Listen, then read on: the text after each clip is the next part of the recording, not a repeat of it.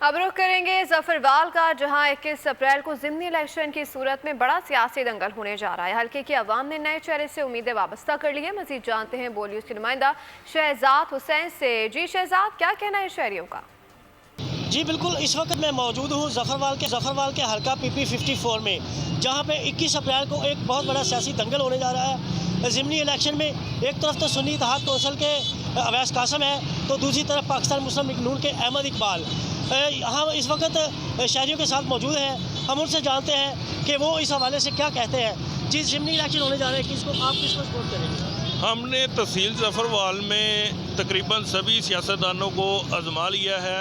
अब हमारी ख्वाहिश भी यही है कि नया चेहरा आए। नए चेहरे में अहमद इकबाल साहिब PP 54 में खड़े हुए हैं इलेक्शन के लिए।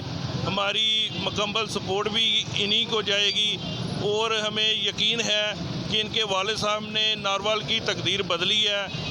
ये जफरवाल तहसील की तकदीर बदलने में अपना अहम रोल अदा करेंगे।